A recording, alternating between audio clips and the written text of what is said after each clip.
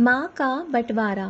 नंदिनी की शादी एक सुखी संपन्न परिवार में हुई थी।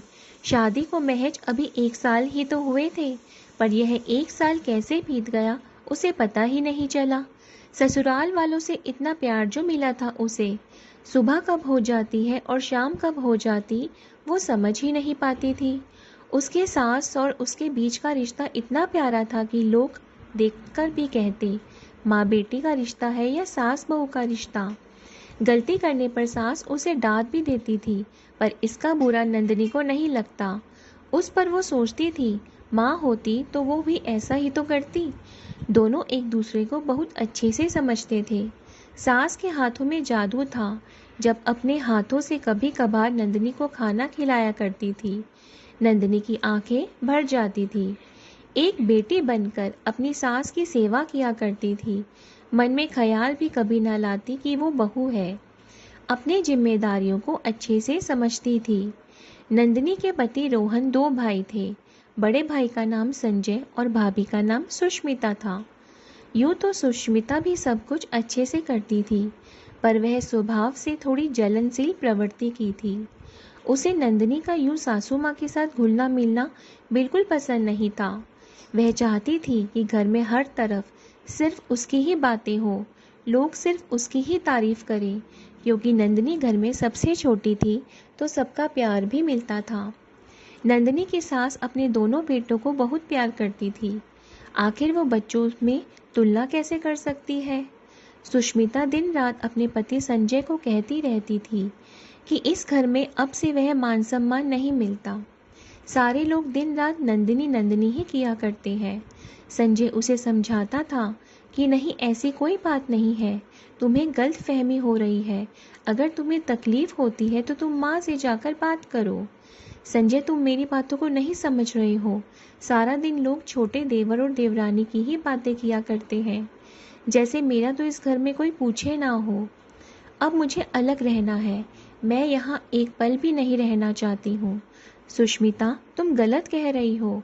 एक छत में और एक घर में कभी 2 चूल्हे आज तक तुमने सुने हैं? यह सब हमारे यहाँ नहीं होता। माँ से बंटवारा कैसा? तो ठीक है संजय, तुम माँ को ही बांट दो। माँ हम लोगों के साथ रहेगी। मैं माँ को अलग करने के लिए नहीं कह रही हूँ, पर मुझे नंदिनी के साथ एक पल भी नहीं रहना है। मेरी बातें बुरी लग रही है ना?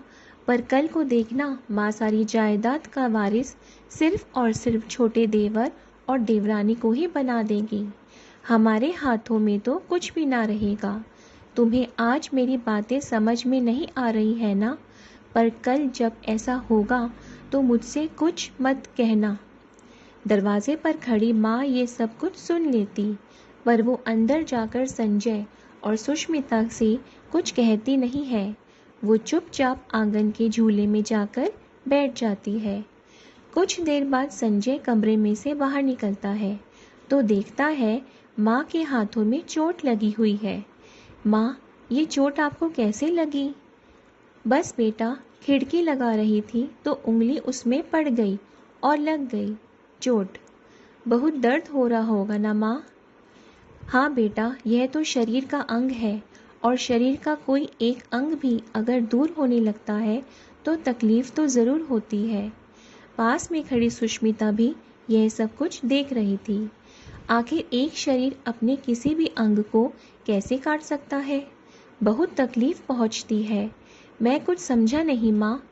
जब तुम दोनों माँ बाप बनोगे तो समझ जाओगे। एक माँ बाप के लिए अपने दोनों बच्चों के बीच में चयन करना कितना मुश्किल होता है। दोनों को जन्म देने में एक माँ को उतने ही कठिनाइयों का सामना करना पड़ता है, एक बाप को उतनी ही कठिनाइयों का सामना करता पड़ता है एक अच्छी परवरिश के लिए। फिर जब बच्चे बड़े हो जाते हैं तो माँ बाप को यह चुनने के लिए क्यों मजबूर कर देते हैं, आप मेरे पास रहोगे या बड़े भैया के पास? क्या बहू के मायके में उसके भाई ने ऐसी बात कही होती तो उसे तकलीफ ना होती? क्या बहू की माँ के लिए यह सब आसान होगा कि वह बहू और उसके भाई में से किसी एक संतान का चयन करे?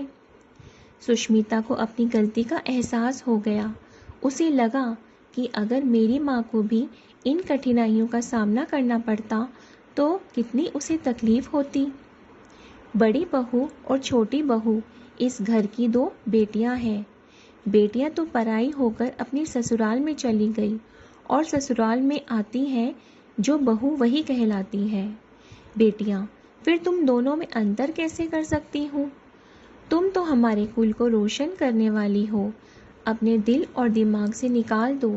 किसी एक को प्यार करती है माँ, अपने हर एक बच्चे को एक समान प्यार करती है। सुष्मिता को अपनी गलती का एहसास हो जाता है और वह नंदिनी को एक छोटी बहन की भांति गले लगा लेती है और अपनी सास से भी वो माफ़ी मांगती है कि आगे से कभी ऐसी सोच अपने दिल और दिमाग में नहीं लाएगी। और फिर से परिवार में खुशहाली आ जाती है।